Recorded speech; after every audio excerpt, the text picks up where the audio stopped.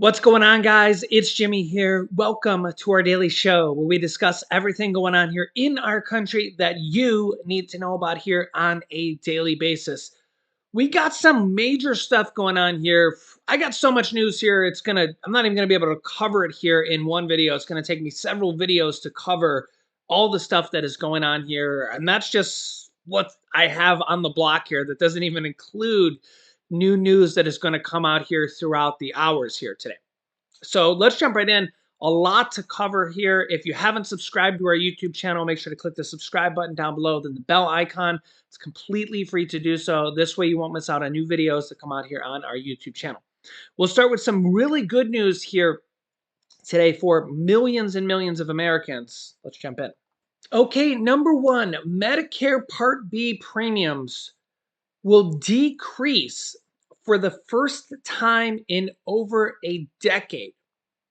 This is going to be really, really good news, especially because inflation is really, really high. This is because of the increase last year was really high, and it was all because of one prescription drug. Well, partially because of one prescription drug, Alduhelm, which is an Alzheimer's drug. Um, Cost $56,000 even if you don't take it. It was priced in for the cost of Medicare. I'll show you the details here in a second. Medicare had to price this in because remember that the pricing of prescription drugs affects everybody. Okay. Even if you don't take any prescription drugs at all, which, most Americans end up taking something, at some point, or, you might be on multiple, blood pressure, anything like that, the cost of prescription drugs is built into the system. Okay. Whether you're on Medicare or private health insurance or you pay for it through your employer, those premiums you pay on a monthly basis, a large part of the premiums, the monthly costs that you pay, is due to prescriptions. Okay, so when you pay your monthly premiums, like for me, my wife, and my son, we pay over $1,000 a month for the three of us because we don't have a company. We are the company per se, and then we have a $5,000 deductible as well. It's just, health insurance is extremely expensive, right? So, a large cost of whatever you pay on a monthly basis is because of prescriptions. This is why whenever you hear, whether it's we talking about it on the show or congressmen talking about the cost of prescription drugs, it's very, very important to reduce the cost of that. So in one of the last legislations, they passed a bill to lower the cost of prescription drugs that will kick in here in a few years, that Medicare will be able to start negotiating the cost of prescription drugs. And it's going to kick in, and they'll be able to negotiate on some of the top used prescription drugs for Medicare. And for insulin as well, they'll be able to cap it at $35 a year. This is going to be a very big thing because millions of Americans can't afford insulin. Now, the Republicans voted against it for private insurance, which is really sad because anybody not on Medicare, you know, uh, insulin costs hundreds of dollars a month, in some case $800 a month, $1,000 a month, and many people can't afford it. Insulin should literally be free for everybody because it's a life-saving drug, and it only costs the companies that make it a few dollars. It's on average it's like $8 or $10 to make it, and they charge like $800 in some cases. It's sick. But the one of the large reasons that Medicare Part B went up so much this year was because of this one prescription called Alduhelm. It costs, get this, the insurance company or the company that made it charged Medicare and patients $56,000 for one patient to use it. And then later on during the year, they graciously lowered the cost by half to $28,200. And it's even a controversial drug. The results for it aren't even that great. But because of this, and now the amount of people that can even use it is has been lowered dramatically. You have to be like in a clinical trial, and this, because the cost of this was so great, Medicare didn't know how many people were going to be able to use this. They had to kind of price it in accordingly. This is a large part of why Medicare is going to actually have a negative cost this year. It's going to be less than it was the year before. Yeah, you can see here the Biden administration announced here today that Medicare Part B premiums will decrease in 2023, marking the first time this cost has been lowered in more than a decade. And when you think about this, think about how high inflation is right now. You would think that this would have been impossible, but that's the reason, one of the main reasons why. It's what I just explained to you, right? Especially with inflation so high, you would think this would have never happened, but this is what they announced. The Centers for Medicare and Medicaid Services announced that Medicare Part B premiums would be lowered by 3% or $5.20, going from $170.10 a month to $164.90. And honestly, this is a blessing in disguise because we're lucky we didn't go from $170 to $200, because last year the Medicare Part B increase went from $148.50 to $170.10. That was an increase of $21.60. And we know that inflation's higher this year than what it was last year. So if they, I mean, it easily could have, again, it went up $21 last year. It could have easily went from 170 to 200 this year. So for it to go down $5 instead of up by 30 is amazing. Is amazing. We know how high inflation is. So that's a really good thing. The program's annual deductible will also fall by $7 from 233 to 226. That's the annual deductible. Remember, my annual deductible on private insurance is $5,000 a person, which is unbelievable. I could make it lower. I could lower it to 4,000 or 3,000 or 2,000, but then I end up just paying that extra $1,000 in annual premium, since I end up paying like, an extra $80 a month, which is $1,000 a year. For every $1,000 I lower the deductible. That's why it's better to just have the higher deductible, because it's, if I don't use it, it's savings. That's why we have it high, because if I don't end up using it, it's pure savings. So you can see here the last time Medicare Part B premiums fell was in 2012, when they went from 115 to 99.90, a decrease of 13.4%.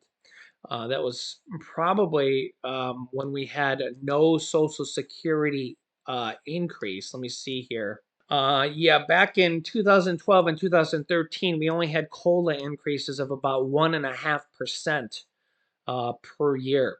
You can see here right now. This year, we're expecting one of the largest COLA increases for Social Security cost of living adjustments ever.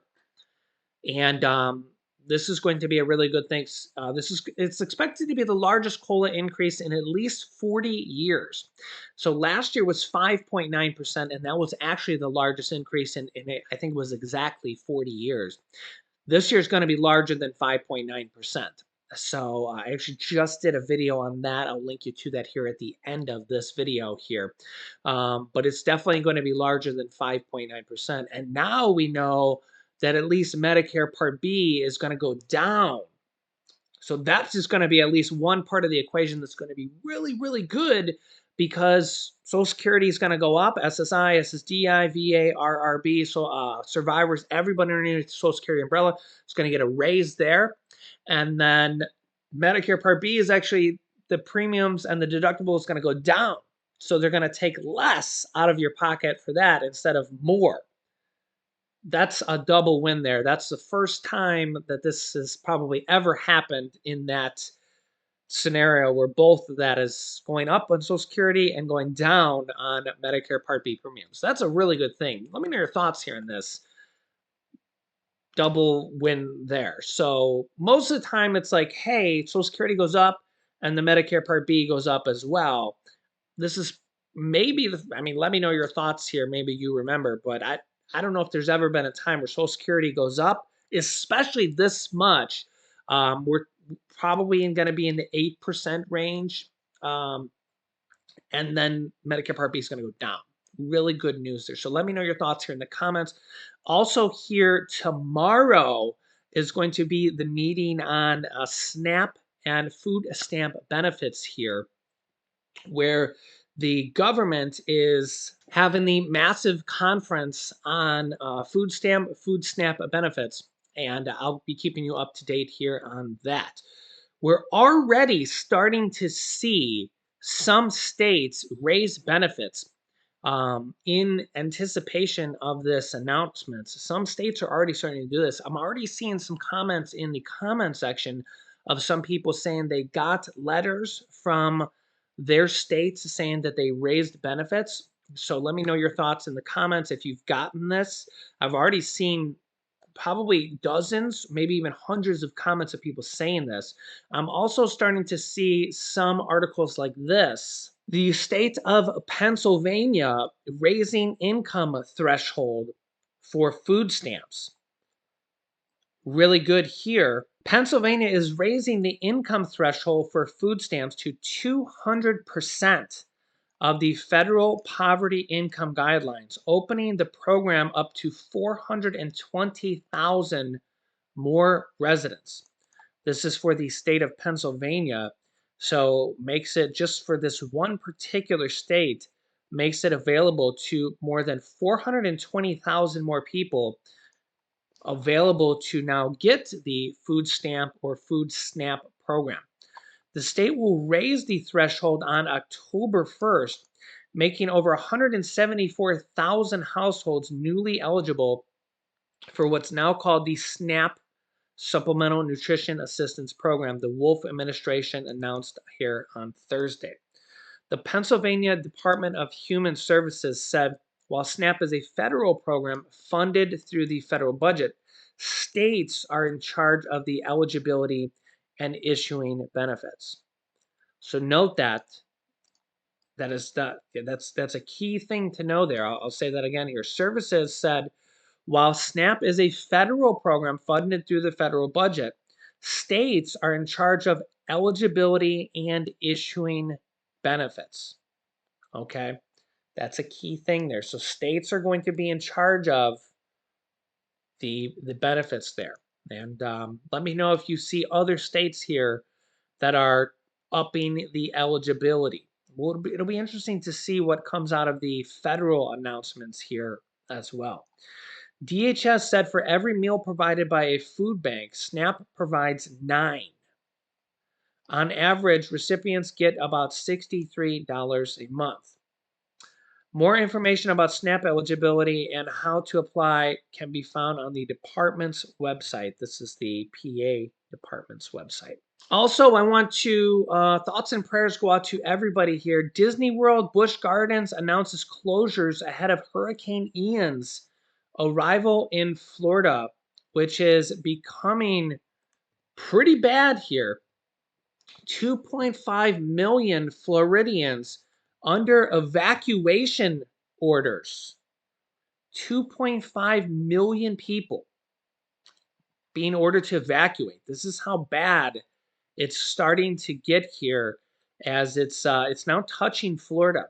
Florida Governor Ron DeSantis has declared a state of emergency, and you can kind of see the storm's path here, going into Miami and the Gulf of Mexico here on the western path, or the western side of Florida. But honestly, this hurricane is so big that it is literally just going to pummel the whole state. I mean, it's such a big storm. It's going to engulf the whole state and probably just going to go through the whole state of Florida, and honestly going to affect probably several other states here as it goes through. We're already up to 130-mile-an-hour plus winds as it's growing in size here. So Yeah, let me know down below in the comments, and let our community know down below in the comments here, um, how you're doing, how your friends and family are doing, if you're leaving, if you're staying, and what the situation is down there. I know a lot of our friends and family and community here will want to know if you're in Florida, if you're in the path, maybe what city you're in, if you want to tell us, so we can keep tabs and track on you, and if you're leaving or not. You can see the storm surge, how high it's going to be here. But this way we can kind of know, and kind of make sure that you're safe. Let us know. Keep us updated if you're in the path of the storm. I know a lot of us here. We're like a big community here, and we kind of we want to make sure that everybody's okay here. But yeah, it's look at those. Look at, obviously that's just a rendering there, but you can see here it's gonna get pretty bad. They're calling that this will be one of the worst storms to hit Florida. We'll have to see here, but let me know how it is. Here's a good look on how big the storm is. Yeah, the storm is like the size of the state of Florida. Yeah, so uh, Mother Nature, right? So I'll keep you up to date here. I got a lot more things for you guys here in the next video. We'll get to here. Remember, new videos come out here every day at 10 a.m., 3 p.m., and 8 p.m. Eastern Standard Time. Make sure you're subscribed down below to our YouTube channel. It's completely free to do so. After you subscribe, click the bell icon so you get notifications when we go live. Remember, new videos 10 a.m., 3 p.m., and 8 p.m. Eastern Standard Time. You can click here to watch my newest video about Social Security raises I just did in this video here. And here is a video about checks that are going out here as on October 7th to actually millions and millions of people. So click on one of those videos next. Thanks for watching, guys, and I'll see you in the next video.